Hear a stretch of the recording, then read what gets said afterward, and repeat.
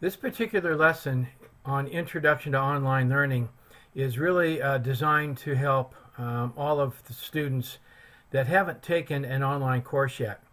And so I'd like you to pay attention to the specific objectives of this lesson and talk a little bit and think a little bit about whether you would make a good online learner. The lesson for today is going to cover these particular topics. We're going to talk about, really what is online learning? How does it differ from the traditional classroom? We're going to make a point about it's all about time. Your time management skills are key to being a successful online learner. We'll give you a little checklist in a second about who should take an online course, and perhaps even more to the point, who shouldn't.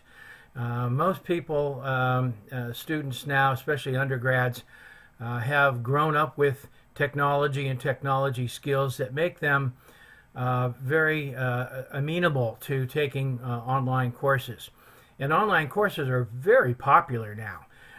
Even some of our more traditional resident students that live on campus will opt to take online courses because of the flexibility that it permits in terms of scheduling, work schedules, and so on. We're going to talk about some of the specific questions that you might want to ask dealing with online courses, some tips for online success, and then finally I have a little task for you at the end of this presentation. I want you to answer a question and specifically post your responses to a discussion board in our Blackboard course. All right, so let's begin by looking at what is online learning. Certainly over the course of the last 15 to 20 years, the classroom, the traditional classroom that we've come to know and love, has expanded way beyond the four walls of the classroom. That now your computer is becoming the vehicle, the modality, the instrument of learning into the 21st century. You're going to be able to interact with your fellow students and the instructor through a variety of technical skills and competencies and tools that are being made available. And they're getting better and better every year. Who would have thought that just a couple of years ago you could actually run a video conferencing center from your home and bring in a number of people that could share video, that could share audio, that can make those kinds of presentations very possible, and doing it from your own home. But here's a key now. Look at this third bullet point. Online learning is flexible and more convenient perhaps than the traditional learning, but it is not easier. We've got a lot of people, students, that say, I'm going to take this online course because I don't have to go to class, because I don't have to go onto campus, because it's not going to be the course is not going to be as difficult. Well, I'm here to tell you, as an online teacher for about the last 15 years, that if you're going to take an online course, I'm going to tell you that it will be more difficult. It will require more of an effort on your part. This presentation says a minimum of 6 to 9 hours per week for a 3-credit course. And that's probably pretty much on the ball. If you're not putting in 6 hours a week for this 3-credit course, you are either A, not getting as much out of it as you could, or B, setting yourself up for failure. Okay? So a lot of online courses, the instructors will create discussions, assignments, they'll put exams for you out there, quizzes, to do both what we call formative and summative assessment, where you're learning and giving feedback to the instructor as you go along. But most of the time, their deadlines are very firm. If you're going to take an online course, you have to be very cognizant of when assignments and tasks are due. Okay. Again, it's all about time. A minimum of 6 to 9 hours per week for a 3-credit course. It is true that you don't have to come to campus. So for those who are commuter students, you are in fact saving that amount of time that you would have to navigate, to, excuse me.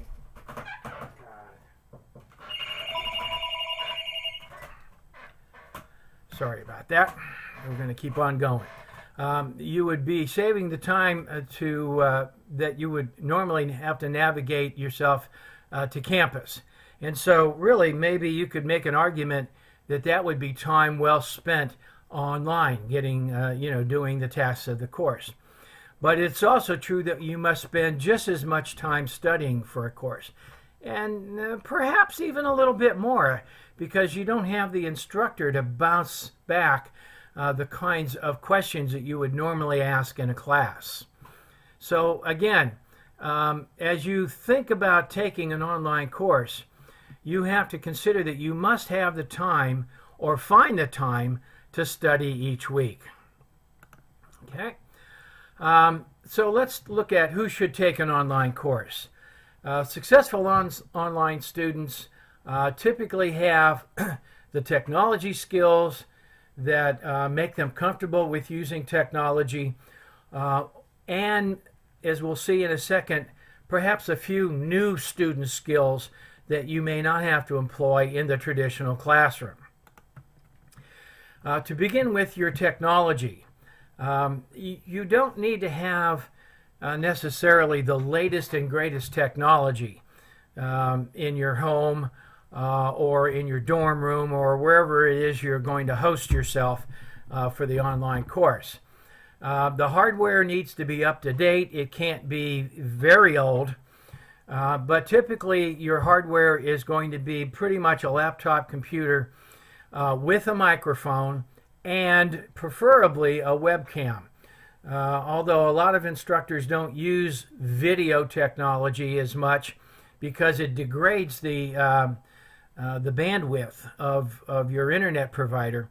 And I know for me, when I bring 10, 15, 20 people into an online course, I typically don't use video at all, because as soon as I start using video, it will degrade not only other people's video, but oftentimes it will even degrade the audio. And for most online instructors, that audio is way more important than the video. Okay? You need a good internet service provider. And here at Robert Morris, you're going to need your RMU email account, because everything is done through your RMU email. We typically do not send email information to a personal email account somewhere. So you either have to forward your RMU email, or you have to make that become the thrust of how you communicate while you're a student. Some of your technology skills, I'll call these basic literacy skills. You can look at these, and I have a hard time imagining that if you're watching this video, you do not already possess these skills. But there are some people that will sign up for online courses and are not comfortable navigating the internet. They certainly can use a mouse by now. Most people are able to cut, copy, and paste text. Most people are able to use email. Sometimes they're not comfortable with attaching files to an email and communicating with their instructors that way. So these are just some of the basic literacy skills that you're going to need. And again, I just put this slide up just as a quick reminder to myself to talk to you about skills. But basically, I think most of our undergrads and grad students now have the technology skills to make them a successful online learner. Okay, so let's look at a couple of slides I call the Are You Ready checklist, okay, to find out whether distance learning is right for me. Now, you're going to hear the terms distance learning and online learning, and most people use those two interchangeably. But you know what? They're not always interchangeable. Online learning is the use of the computer, the internet, a course management system to get your information online. But distance learning, perhaps to some, is a little broader. Okay, it encompasses a lot of other things. For example, in addition to using the computer, when I do online courses, I'm still, very prone to jump on my telephone and make a call to a student, so that if there's any, any questions going on, we can talk that way.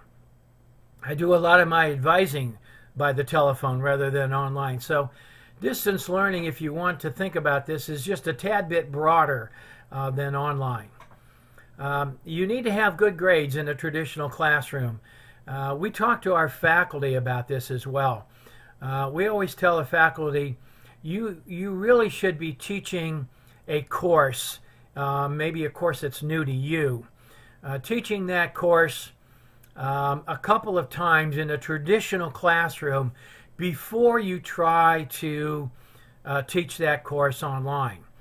Okay, and if you ever try to do online teaching, you'll see the wisdom in that recommendation, because you can knock out a lot of misunderstandings and so forth in the traditional classroom where you got the students staring at you.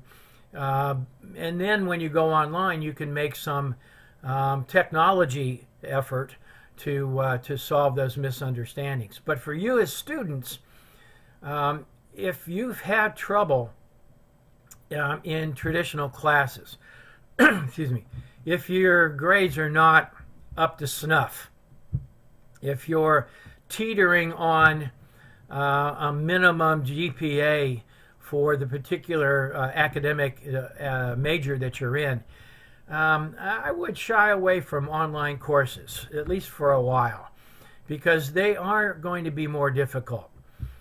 You have to be more of a visual and an auditory learner so that you can check off item number 3 there. Do you understand and remember what you read? Also, are you able to meet deadlines? Are you successful in establishing for yourself deadlines based on the syllabi that you receive from your instructors, so that you don't typically have to go back to your instructor and say, hey, you know what, I missed this assignment, I need a couple extra days, because the online instructor is probably less willing to offer those kinds of extensions than the traditional classroom instructor might be. Some more things to check off. Are you self-disciplined and highly motivated learner? With the traditional classroom, I often go up to students that maybe have missed a couple of classes or have provided me some less than satisfactory either attendance or participation or feedback from student assignments, and I can confront them. That doesn't happen with an online course. You have to be self-disciplined enough to keep to a schedule and to want to learn. The feedback is not always as it is in a traditional classroom. It's different. And typically in an online course, you're not going to get immediate feedback. You're lucky to get feedback within maybe the same day. Most of us teaching online will ask for 24 hours to get back to you. So you have to kind of do your own work on your own schedule and without the pat on the back and the feedback that you might get in the normal classroom. You have to enjoy communicating online. I think most of us do nowadays. You got to be able to manage that time well. I've stressed that a couple times already, and we'll stress it again as we go along. You have to be able to manage your own time. And you have to feel competent with technology and new applications, because there will be new online tools coming out all the time, and you have to be able to download things, install apps, get online and look at and troubleshoot your own problems and those kinds of things. If you responded yes to some of the previous questions, then I'd say go ahead, and we got a couple more for you. If not, you're probably likely to struggle with these types of online courses. So you might want to stay with the traditional face-to-face until you learn how to be a more disciplined learner. And that's not a slight against you. It's just that some learners are better in different modalities. Not everybody can be an online learner. All right, a couple other items to think about. Do you have a place that's free of interruptions that you can work? Especially for grad students, a lot of times they're working from home. A lot of times they have families. I've had online sessions where I've had dogs barking in the background. I've had kids running in asking for supper. And I've had students in dorm rooms where there's parties going on out in the hallway or even in their own room. You have to have a place that is free of interruption for you to do that 3 to 6 hours of work every week. Plus, you really have to have a quiet place for any kind of synchronous sessions that your instructor might hold. Sessions in where you are actually in contact with your instructor and other students. Excuse me. Okay.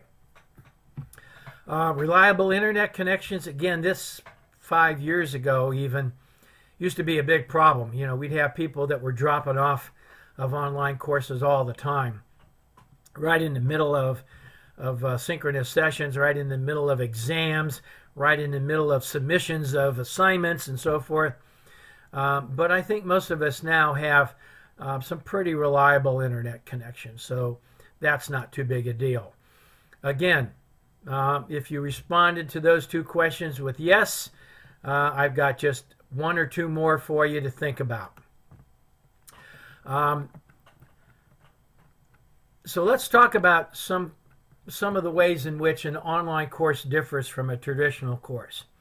Certainly, when it comes to interacting with the instructors, it's different. In a traditional class, you raise your hand, you ask the question. If the instructor didn't understand what you were asking, you could get some clarifying questions from him until you got to the heart of whatever matter you were inquiring about. That's harder to do online. You have emails. I always run what I call virtual office hours, which is where we can get together online in a synchronous session. And like I said, I make phone calls. But you've got to be able to pose your question in a more concise manner when you're dealing in an online environment. Otherwise, you're emailing back and forth, and it might take you days before you get the answer to the real question that you were asking. Also, a lot of times I have, maybe 15, 20, I think 22 is the largest online course that we can have. But I'll get the same questions from a number of students. And so it's common for instructors to often do a couple of things that will make that easier. For example, I always have a welcome online session for my online courses. It's one of the few times I try to require all my students to be online at the same time with me, so we can answer all of the initial questions that come up when you first read a syllabus or look at the task assignments or look at the schedule of courses and the due dates and so forth, rather than trying to ask or answer those questions 22 different times. A welcome session is usually reserved for that clarification. Here it's called a first week conference. I call it a welcome session, that kind of thing. Also, it's very common for me not to answer individual questions from a student if the question and the answer applies to everybody. So I've had some students come in and say, hey, in your syllabus, you show that our second assignment is due on during Thanksgiving week. Well, the university is closed during Thanksgiving week. Are they still due? Well, that's the kind of question I don't just want to answer to Mary. I want to answer it to everybody in the course. And so a lot of times I will send out, blanket emails with those questions and my response to them. So expect that kind of communications to go on between you and the instructor. Here's an important slide. When are assignments due?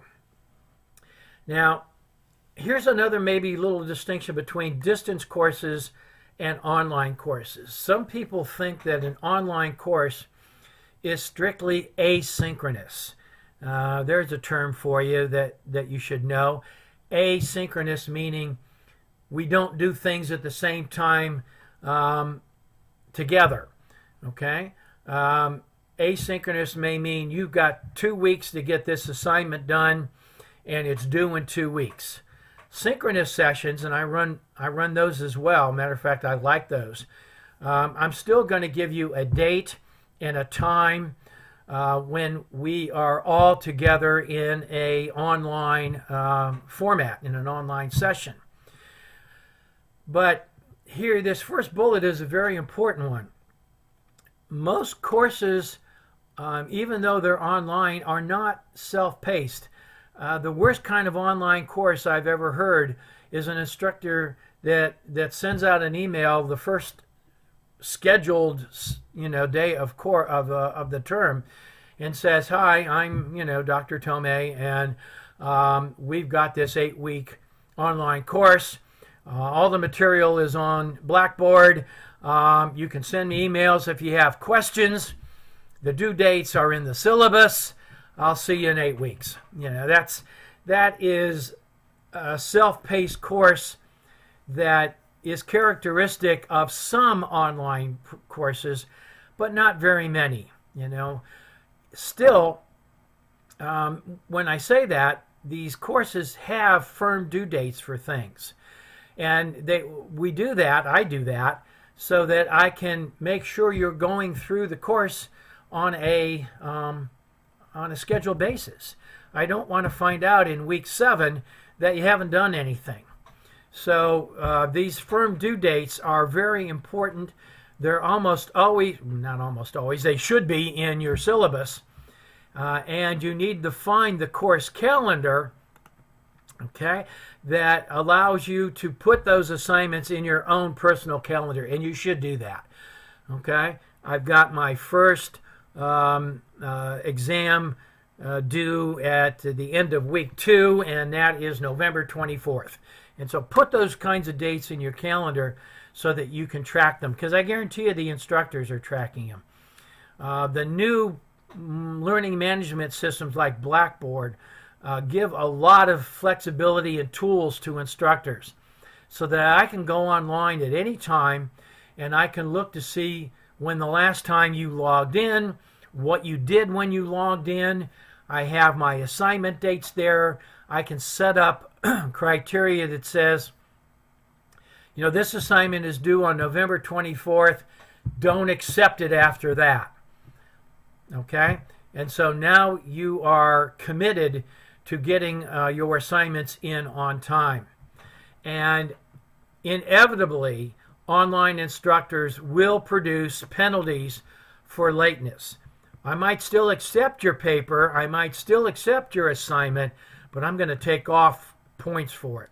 And again, the purpose of that is to keep you on pace, keep you on track. I've had students that have come to me in week 7 and said, "I'm not going to finish this course. I'm just not going to get it done by the end of next week."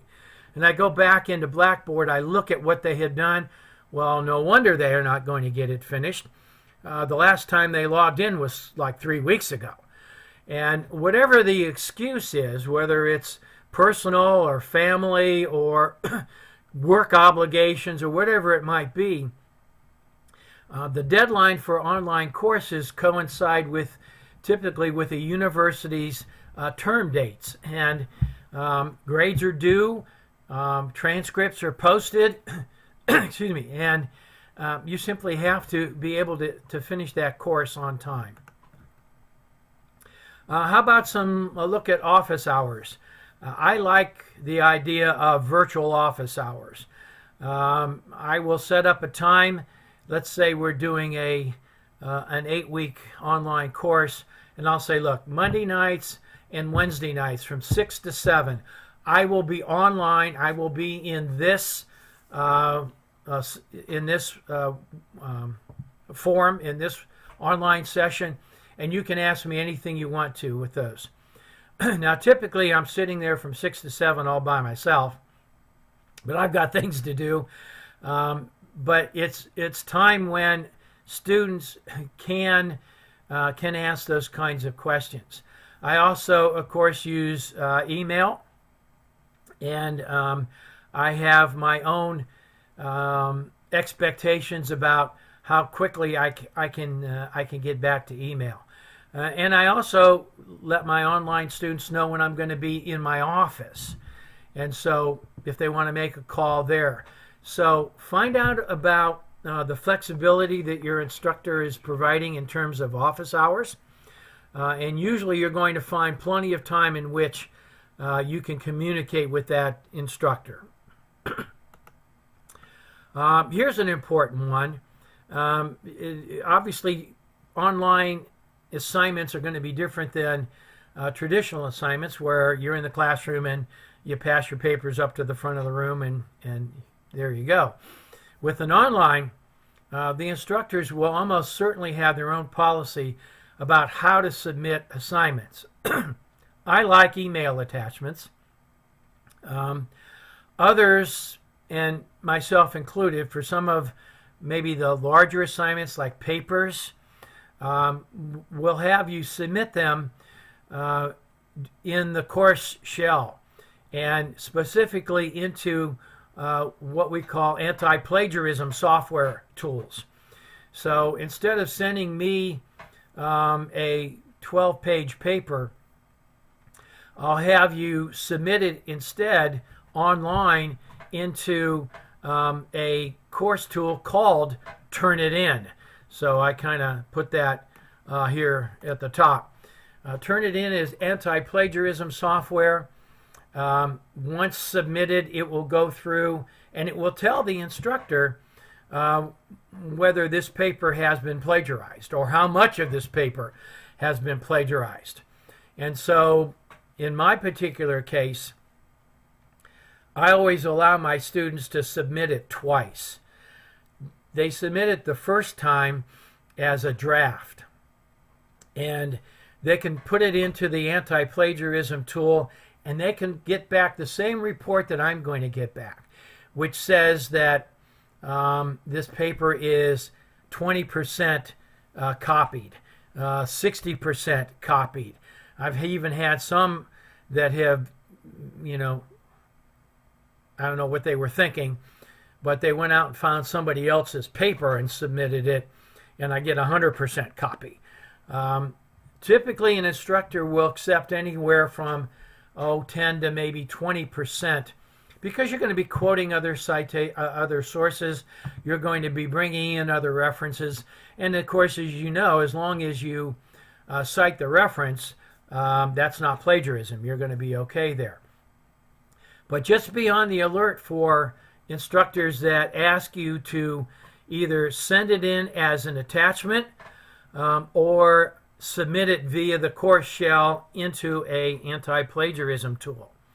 The instructor should make that clear early in the course and should give you all of his or her policies regarding plagiarism in the classroom. Response expectations.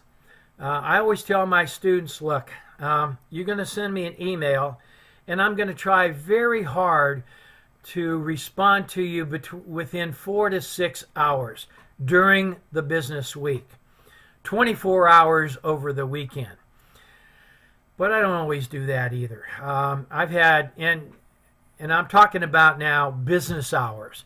I've had students that sent me an email at 1 o'clock in the morning, wonder why I don't get back to them within 4 to 6 hours. Well, I ain't awake, so you're not going to get a response from me. So look for that 4 to 6 hours, 24 hours over the weekend. The course syllabus should have that expectations spelled out by the instructor. If not, make sure that's one of the first questions you ask her or him. How quickly am I going to get something back from you? And it's okay to send a follow-on response if that time window has been exceeded. I tell students, look, I got 22 of you in this course. I'm teaching 3 courses, 4 courses at the same time. That's close to 100 students. So it is inevitable that an email is going to sneak past me. So it's okay to send me an email follow-up and ask me if I got the email and when you can reasonably expect a response. That's a nice way of saying, hey, I sent something to you and you didn't get back to me. When you do send emails, let me give you a couple of tips. First of all, like I said, I have perhaps 100 students that I'm teaching at the same time. Other instructors could be teaching hundreds of students, depending on the kind of course that they have. Usually we limit our online course to 20 to 22 students, and that's kind of a max limit. And so, it's reasonable to understand that we're going to have a lot of things going on, a lot of homework coming in. I had 3 8-week online courses that I just finished a couple weeks ago, and I went, phew, thank goodness those are finished. And as you might expect, the last couple of days of that term, I was getting assignments and homeworks and questions and coming in a flurry. And so I tell my students, when you send me a paper or any kind of an email or email attachment, make it look like this example here. Put your last name as part of the file name. Okay? Tell me what it is you're sending me, like this says assignment 1, and give me the title of that. Okay? When you put down the assessment in there, also put the course number in there. So I have a email package, and the first thing it looks at is the subject. Okay? And so I tell my students, in the subject of the email that you send me, EDUC 2200 assignment number 2.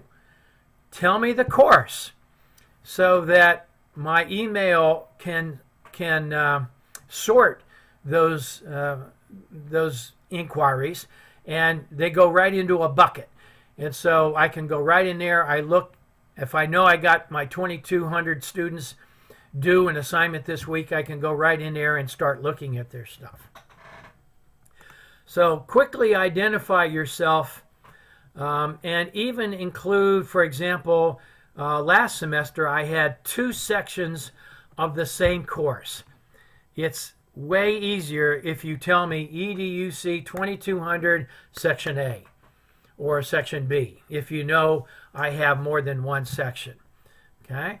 The quicker I can figure out who you are and what course you're in, the quicker I can get to the actual assignment and start giving you some feedback. Okay, we're going to wrap this up with some tips for online success. Maybe if you could print out a screenshot of this one slide and keep it around for registration when you're thinking about taking an online course. This might be the most important slide in the whole discussion. Budgeting your time. Don't procrastinate. The worst thing you can do in an online course is get behind. You say, oh, well, you know what? I don't have any exams this week. All I got is some readings. I'll do them next week. Well, next week, now you've got two stacks of things you got to get done. And most online courses, at least here at Robert Morris, are in an 8-week format instead of 15 weeks like most of our traditional courses.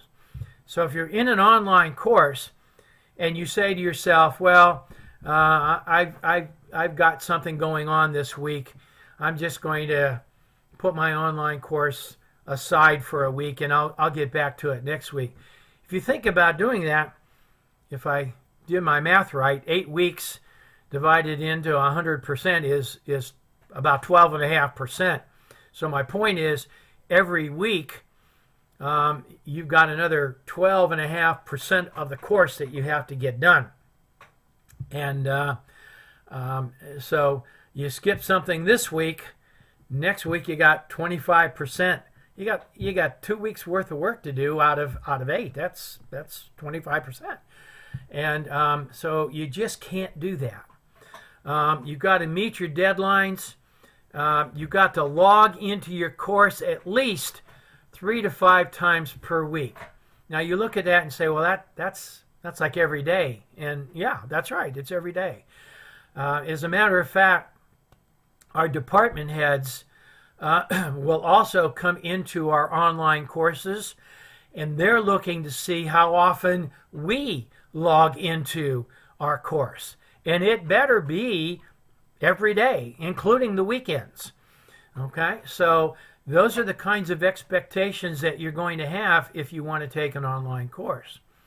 A big tip for those of you that have been dealing with technology for a while: always save a copy of your files.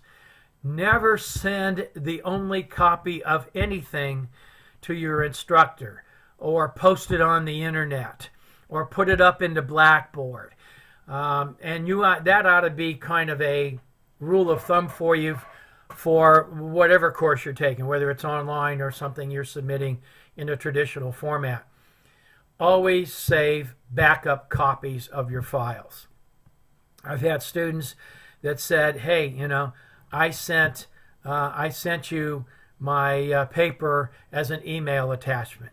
And I send them back something and say, I got your email, but there wasn't anything attached. Or I've gotten your email and I couldn't open the file.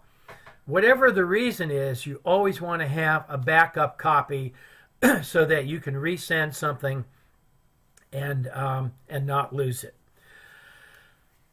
Like I said, in my courses, in a typical 8-week course, I will have at least 3 or 4 synchronous sessions.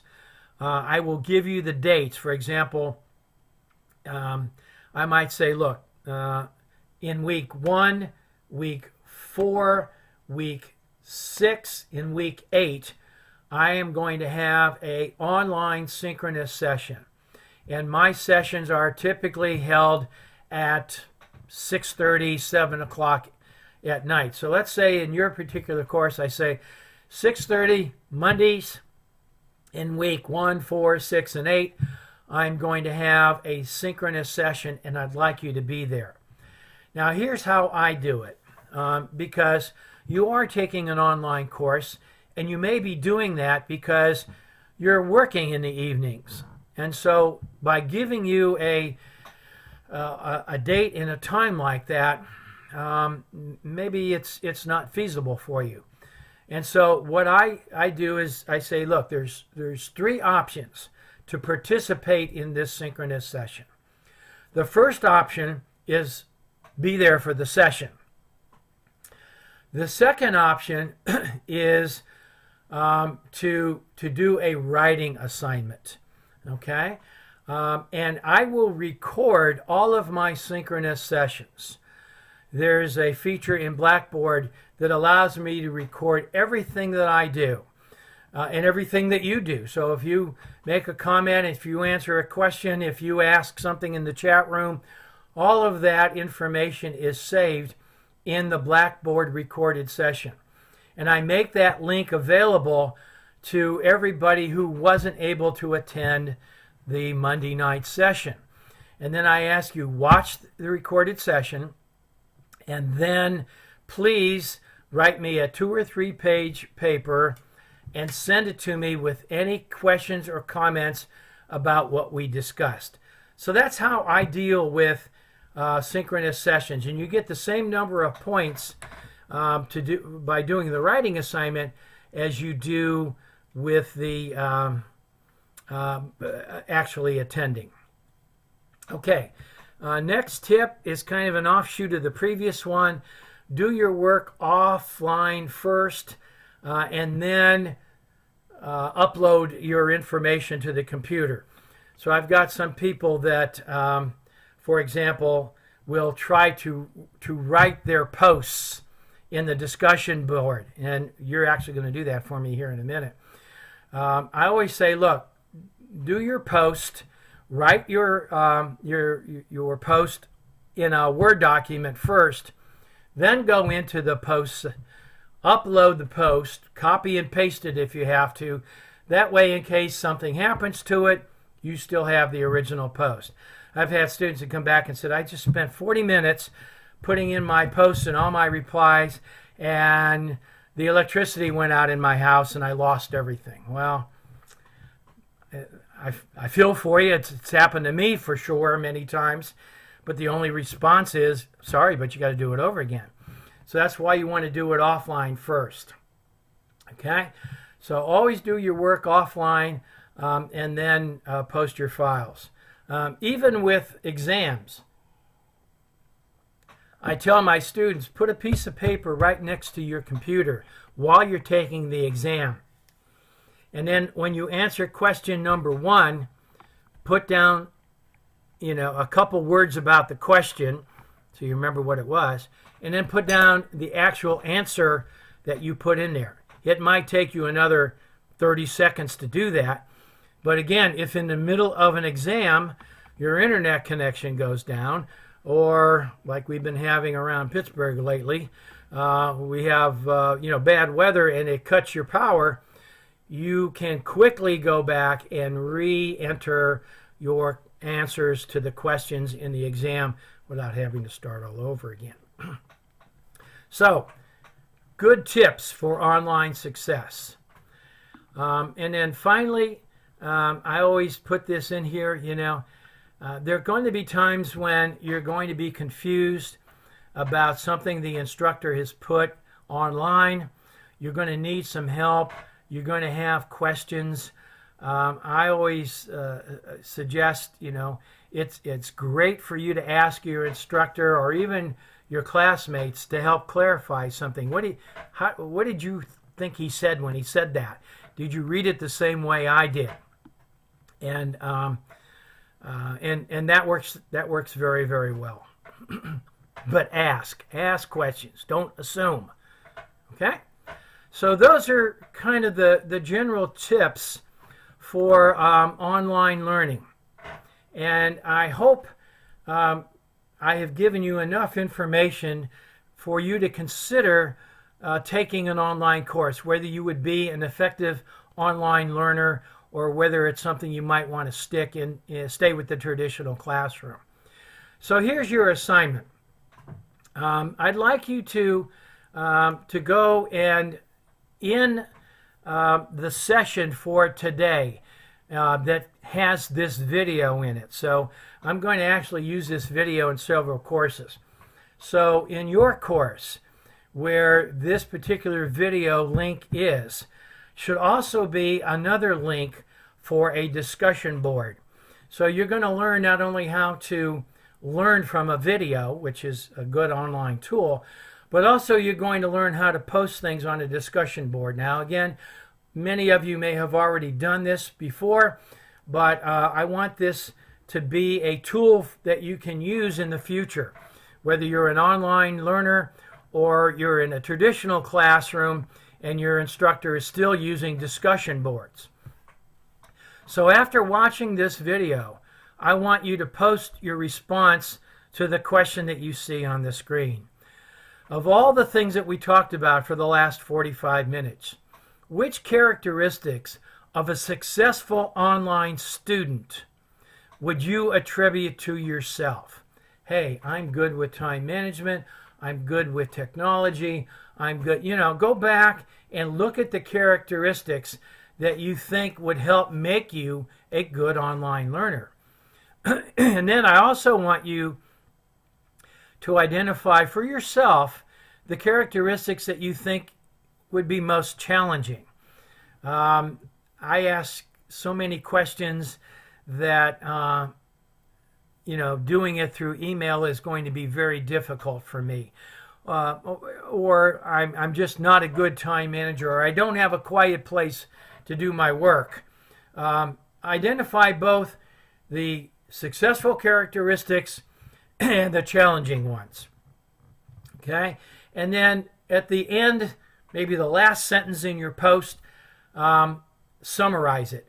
I think between the successful and challenging characteristics, I think I would be a good online learner. I think I would do well with this.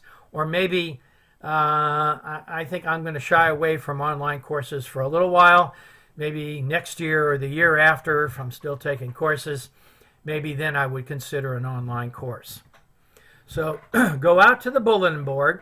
You'll see the link there. Post your response to the question.